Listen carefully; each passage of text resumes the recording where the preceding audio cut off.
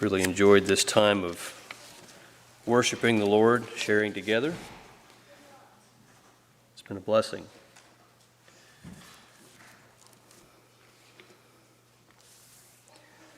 After all the Lord's done for us in the past several weeks, it's thinking about ordination last Sunday and then the fundraiser. I want to say a thank you to Michael and Debbie for all their hard work and everyone else that was involved. I agree with Michael that I think the money we get is nice, but it's more about our interaction, and I felt like this time was the biggest one yet. It feels like this thing is still growing, and I appreciate that. Thinking this morning about, the privilege, the desire I have to see more of our community even here, coming and worshiping with us, and I think that's a vision we all share. I also wanted to give a thank you we've been receiving gifts of love recently. We've received several, and some have been anonymous, some haven't. I especially wanted to just bless the young people here. They gave us a very nice gift. We really appreciate that. There are many times in life where you realize that, yes, I'm giving a little something, but I'm receiving so much in return. And that's a blessing. And that's how the Christian life is. We give a bit, and we get back a lot more. That's a blessing. This morning, I would like to turn to Genesis chapter 45 for a message.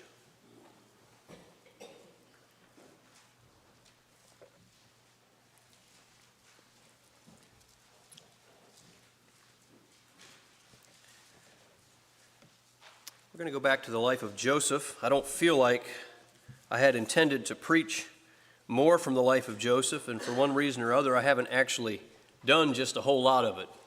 But this morning, I wanted to preach a message on a subject that I think this story is kind of leading up to. This is one of the primary themes, I believe, in the story of Joseph. It is the subject of forgiveness. And this morning, we'd like to for title of the message, I have down here, Joseph Forgives. And we see here in chapter 45 where Joseph reveals himself to his brothers. He says who he is. We're going to be reading verses 1 to verse 15.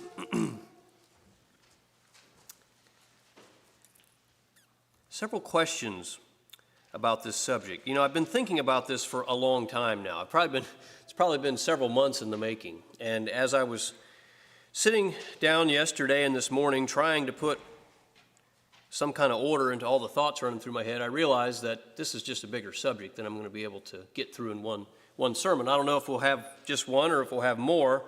So I'm going to ask questions this morning, and some of the questions I haven't even tried to answer. I'm just going to have you think about them. The first question I have, I'm going to start with some pretty fundamental ones, but before we read here in Genesis 45, I'd like you to think about these questions. Why is forgiveness so important? We know it's important. We know God expects it of us. Why is it so important? What is the goal of forgiveness? I think we need to think about that. When we forgive someone, when we are forgiven, what is the end goal that God has in mind? What if I don't feel forgiving? Then what should I do?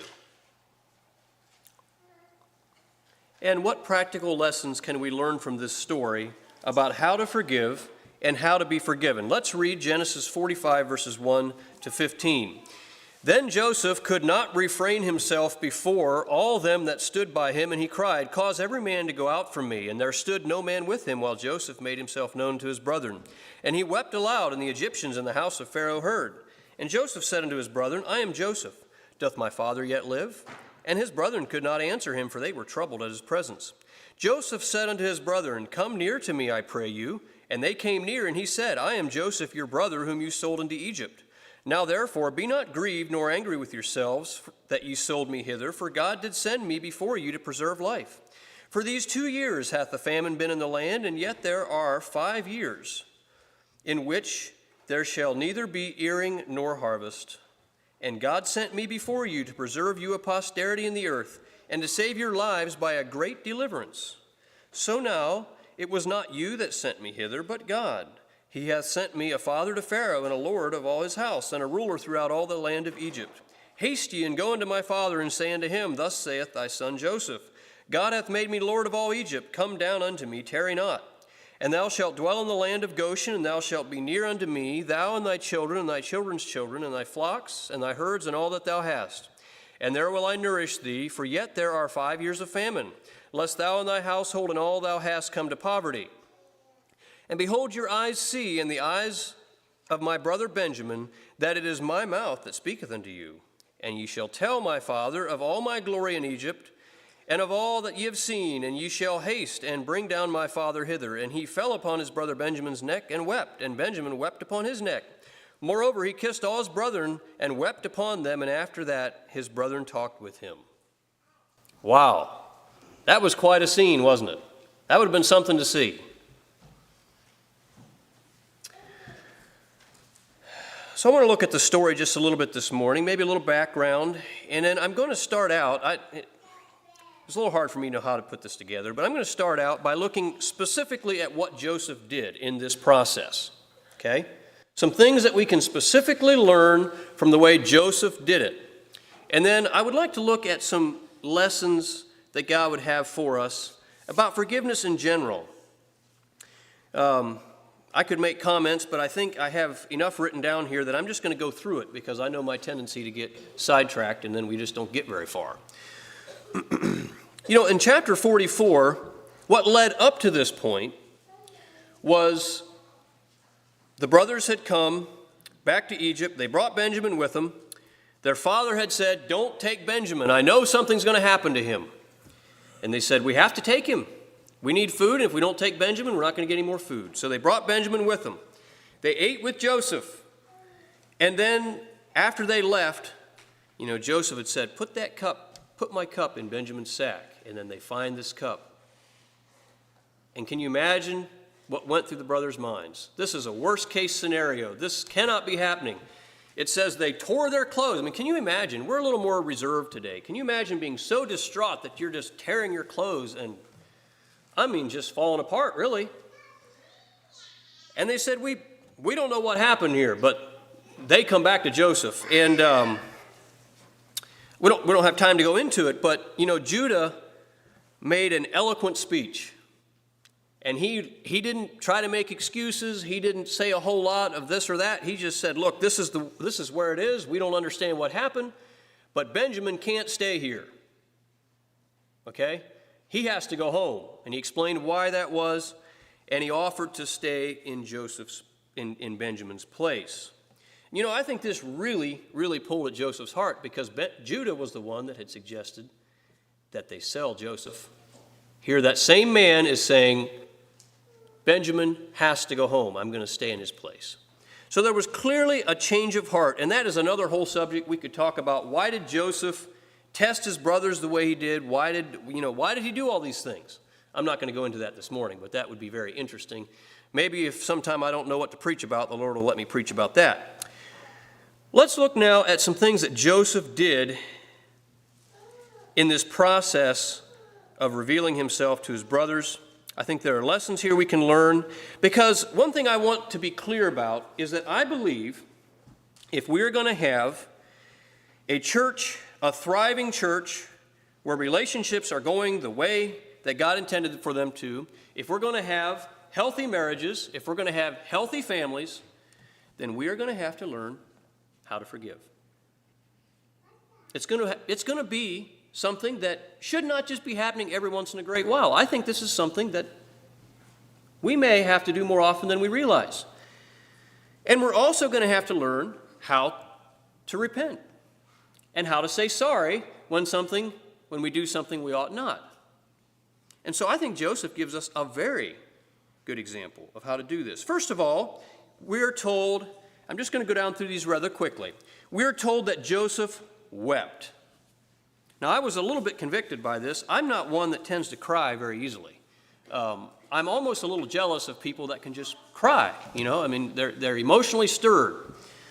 And I'm one that, I don't know, I'm not sure how many times I've cried in the last 5 or 6 years. Not as much as I should have, probably. And I don't know that we need to just be crying all the time. But we're told that Joseph wept. While we do not want to be controlled by our emotions, it is unwise to suppress or stifle all emotion.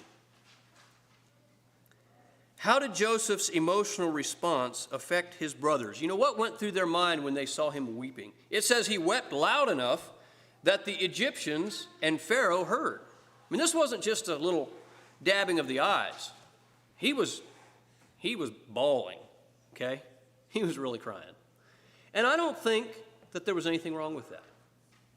I think that was an emotional release for him. And I think it also told his brothers something about how he was feeling. And so I would like to encourage us, while we don't want to just be controlled by our emotions, stifling or suppressing our emotions isn't wise either. The second thing Joseph did, and I think that, or maybe this isn't quite in chronological order, but something else he did fairly quickly on, was he asked his brothers to come near. I don't know. Well, yes, I do know. I'm not going to say I don't know. I think we all understand that when someone hurts us, there's something in me that says, I don't want to be close to that person. I want to get away from that person. I don't want to relate to them. I don't want to have much to do with them. They've hurt me. And right after Joseph revealed himself, his brothers were there, not able to say anything. They were fearful.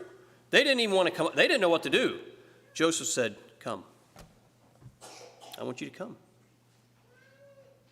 There's a lot that could be said about that. I'm going to leave that for right now. Another thing Joseph did that I think is important, and some of these we're going to be coming back around to. Joseph acknowledged what his brothers had done to him. He said, "I'm Joseph, the one you sold into Egypt." That was the elephant in the room, wasn't it? Everyone there, now I'm not sure if Benjamin actually knew. I don't think Benjamin knew yet what had gone on. But the brothers, the rest of them knew. Joseph said, "I'm your brother who you sold into Egypt." But he said right after that, "Now therefore, be not grieved nor angry with yourselves." So he acknowledged what had been done, but he did not dwell on it or try to make them feel guilty. I think he knew they were feeling guilty already. I think he knew they were already feeling terrible. If those brothers had not responded the way they did to Joseph's test, do you think he would have forgiven them? Think about that for a little while. And then Joseph comforted his brothers. He was the one that had the wrong done to him. They had hurt him, but he comforted them.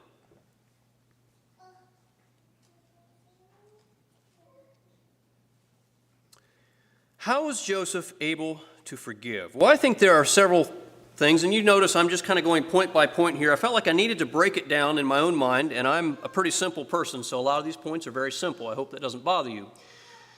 Joseph goes on to explain to them he had the discernment to look beyond his personal pain. If I can't get beyond how I'm feeling, and I've been hurt, and I'm just upset about it, and that's where I stay, am I going to be able to forgive? Joseph here was able to see God's hand in all that happened. And I think this is so important no matter what we face in life. Whenever we face something difficult in life, if we are serving the Lord, living in obedience to Him, are we able to step back and say, maybe not right now, but over time, are we looking for God's hand in what's happened? I think it's very, very important. Because if we can't see God's hand in what's happened, well, then stuff just happens to us randomly and we just don't like it. Wish it wouldn't have happened. Joseph looked on and he said, "Look, you sold me. You shouldn't have done that. It was very painful, but actually it wasn't you but God that sent me here. And once he understood that, I think that changed his perception of what happened. Another thing is that Joseph recognized God's blessing in the midst of trials. Joseph had faced some really hard things, but all down through those difficult things, God was blessing him too. What happened when Joseph was in prison? What happened when Joseph was serving at Potiphar's house? He was having some hard times there. But even in the middle of those hard times, God didn't just start blessing Joseph once Joseph went up to Pharaoh. God had been blessing Joseph before. And my question is, if Joseph had not understood that God was with him and God was blessing him and he responded the way he did, would God have been able to raise him up to serve Pharaoh? If Joseph would have sat there under Potiphar and he said, I don't feel like being here. This isn't right.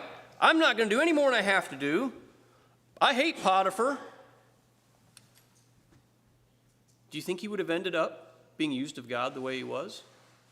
I don't think so. I just don't think so. Can I see God's blessing right in the middle of a trial? Or does everything have to be going well before I understand and acknowledge God's blessing? I think it's also important to recognize that Joseph didn't just say, I forgive you. I forgive you, now go back to Israel. Joseph intended to restore the relationship between him and his brothers. That's what he intended. That was a big part of his plan. He said, I forgive you, don't be hard on yourself, now you go back and get my father, and you all come back, because I have a plan. I'm going to take care of you now, because there are 5 more years of famine. And if you stay in Canaan, you're going to come to poverty. He desired reconciliation. And then Joseph backed all that up by kissing his brothers and weeping over them. And I see here just a complete package of not only saying the words, but proving it by everything that he did from there on. It wasn't just yes, I'll give a mental assent, I forgive you, and then we leave it with that. We go our way and try to avoid each other from then on. It was a complete package.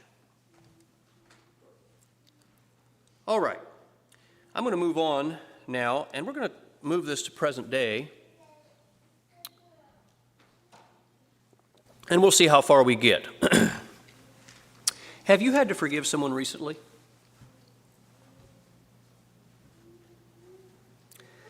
I don't know. There was a time in my life, especially when I was a single man, didn't have I had good relationships, but maybe wasn't interacting so closely with as many people, where if someone would ask me, now, who all did you have to forgive last week? I'd probably say, nobody. I'm just good. It's good. And I'm not going to say that since I have a family, have a wife, am a pastor, that I'm always coming up on this thing where, wow, I'm feeling so wounded and I have to forgive people all the time. But I do understand probably a little more fully how it feels when you feel misunderstood. There's been a conflict, we're not agreeing. Someone said something and I'm not sure what to do with it. I sense something isn't quite right between us. I'm not sure, should I apologize? Should I talk with them about it? Is it just in my imagination? But I think we've all had that, I don't feel good about this. I'm upset or I'm hurt or this. It actually physically affects you, doesn't it?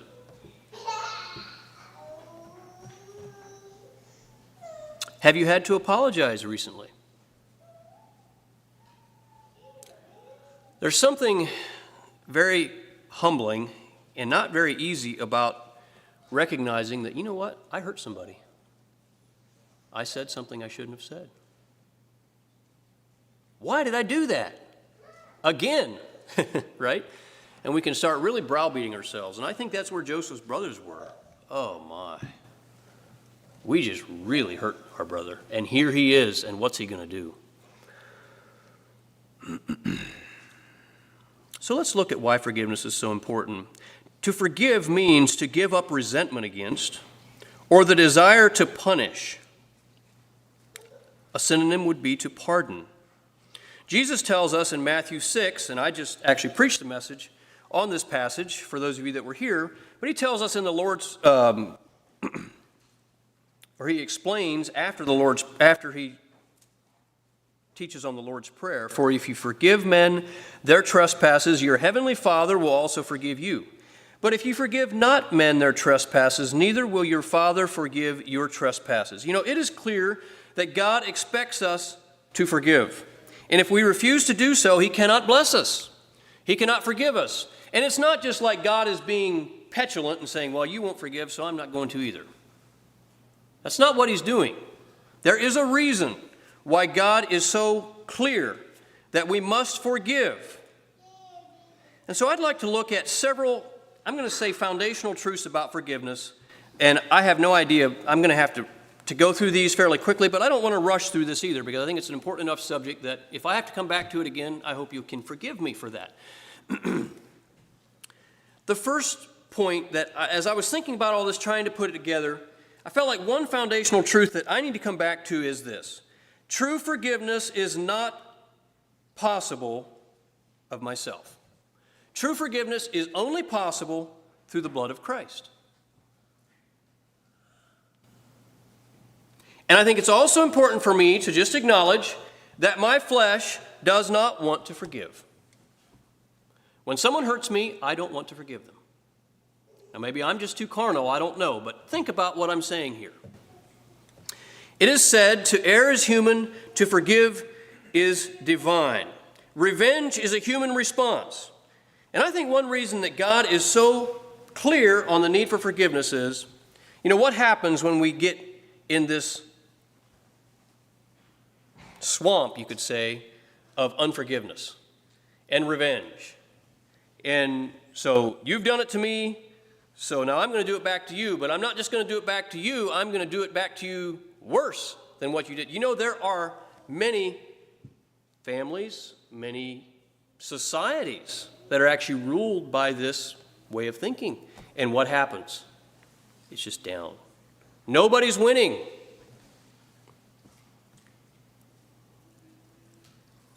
Have you ever heard this statement? I can't forgive.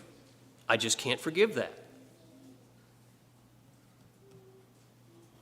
I've heard it said before. I've felt that way before.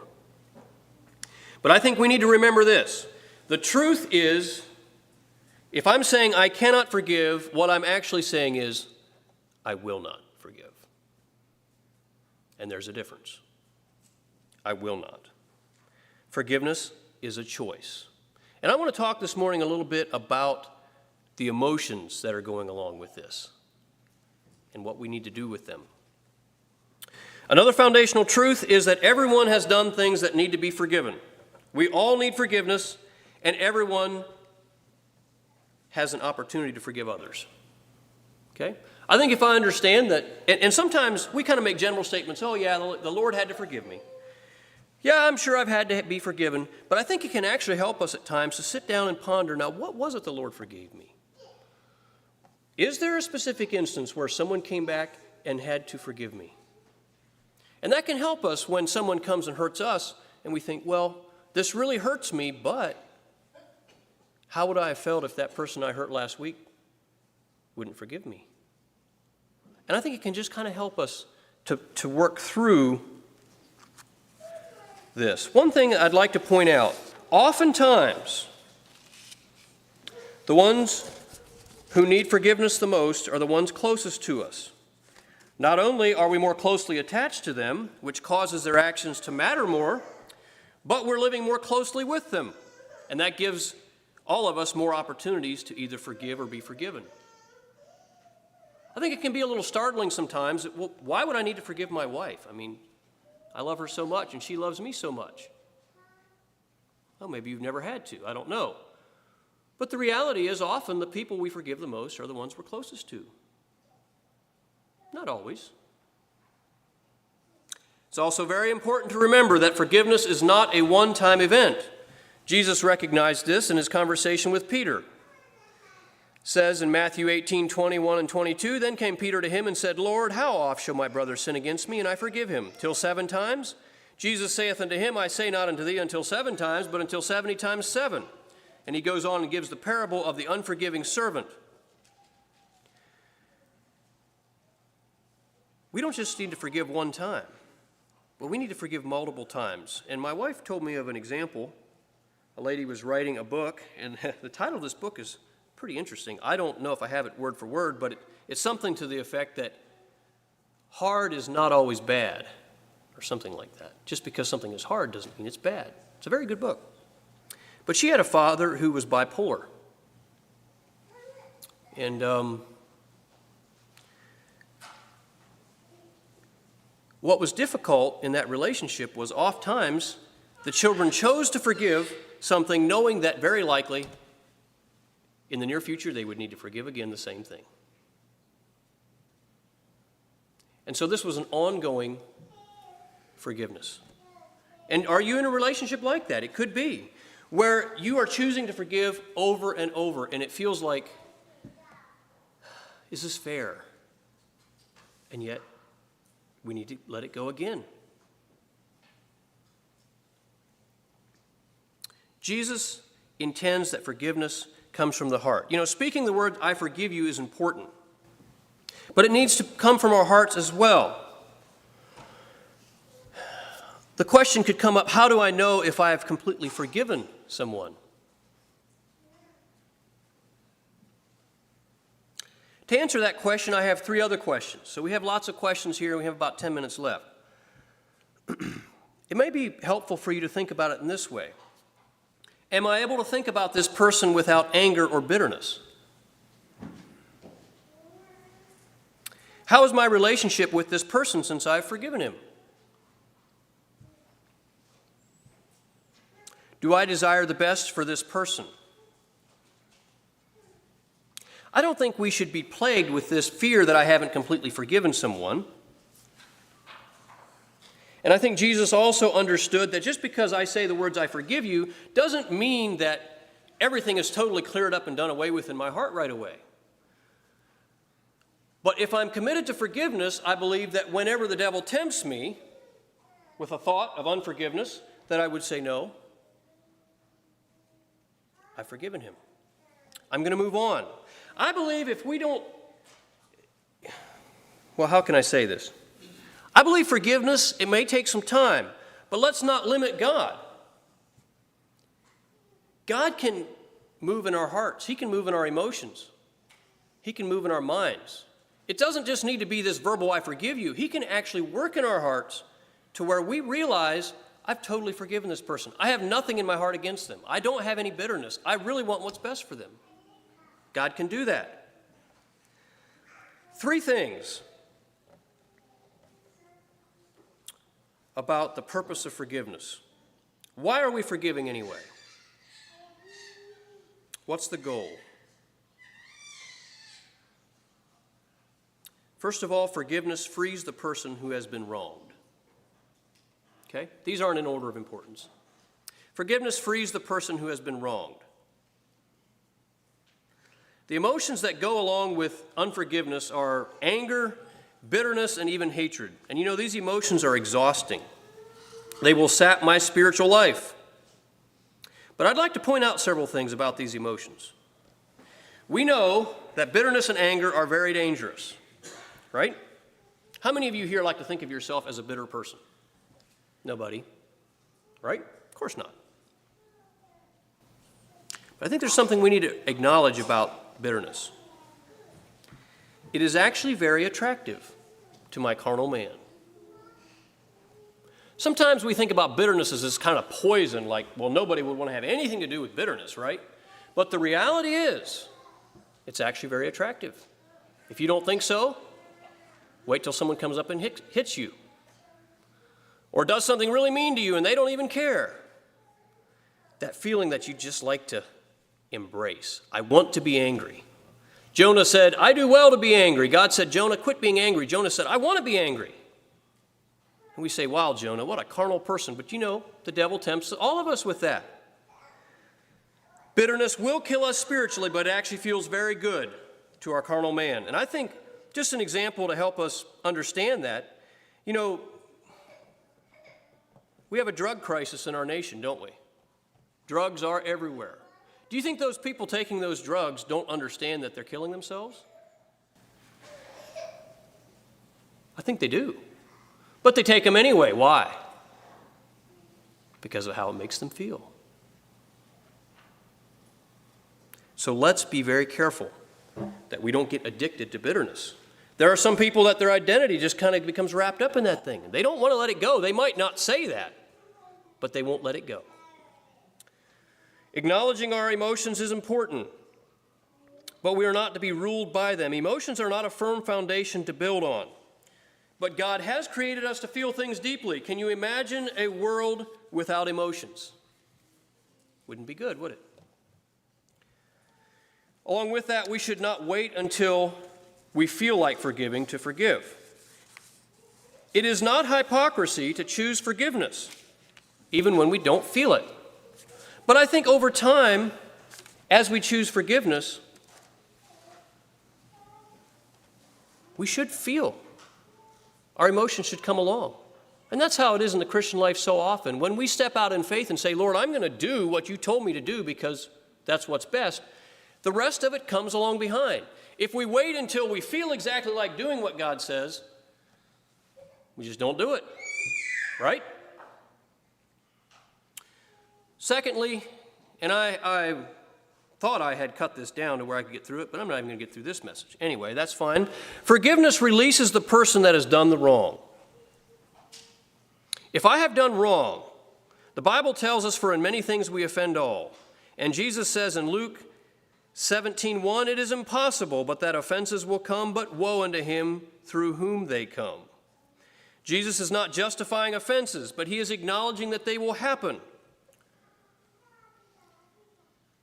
It's humbling to realize that when I hurt someone, I cannot heal that wound myself. I can't take back what I said. I can't redo what I've already done. Only God can truly heal. But I can repent, and I can apologize, and I can make restitution. And when that person looks at me and he says, I forgive you, isn't there just a feeling of, oh, I've been released. I'm now free to move forward and restore the relationship. And that's the third thing that I think is the goal of forgiveness. Forgiveness restores relationships. When God forgave us, the relationship between us and him was restored. God has created us for relationship, and when we harbor unforgiveness, our relationship with him and our relationship with others are severed. This is an important point, I believe, because if I say, I forgive you, and yet in the future I do nothing to restore the broken relationship, I think I am missing a key element in God's plan for forgiveness. I forgive you. Now please, don't ever come around me again. No. I forgive you, and then in the future, I prove that forgiveness by working to restore and reconcile. That's what Joseph did. He said, I forgive you, and now you come to Egypt. I have a plan. Obviously, there are differing levels of relationship based on our beliefs and what we hold dear. But if forgiveness has occurred, let me rephrase that. Has forgiveness occurred if we are not able to relate to each other with kindness and respect? I'm afraid not. A few pointers, a few clarifications. It's important to remember that forgiveness is not a general stamp of approval.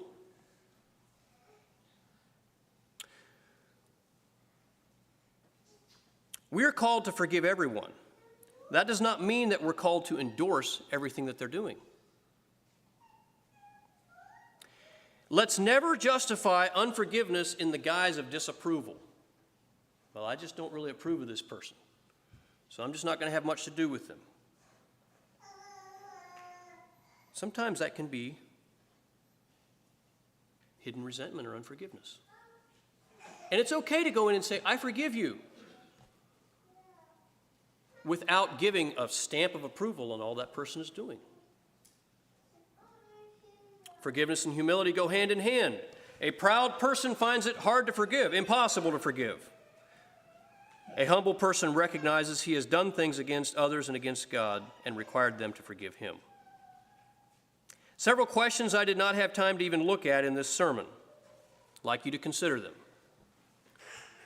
And then I have just a few finishing points, and it's time to close. Is forgiveness, and I asked this question before, but I'd like you to continue thinking about it.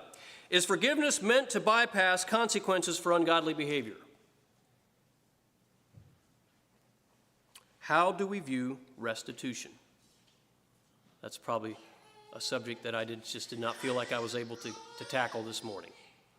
But I think it's an important subject for us to think about.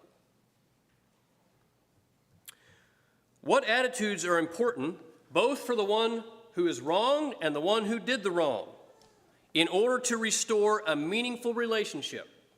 So now we've said, I forgive you, and I've repented. What are some attitudes that are going to be very important, and I'm going to even say necessary, in order for that relationship to continue being restored? I would like to just bring out several scenarios. What about a scenario where wrong is done on both sides? Does that happen? In this case, the brothers did something very bad to Joseph. He really hadn't done anything to them. Is that normal? It is sometimes, but what about scenarios where wrong is done on both sides? Or what about a person who is asked to apologize when they don't feel they've done wrong? Has that ever happened to you? Then what? Or what if the person who's done the wrong is trying to turn this thing around and play the victim? I've seen that more than once. Now what do we do?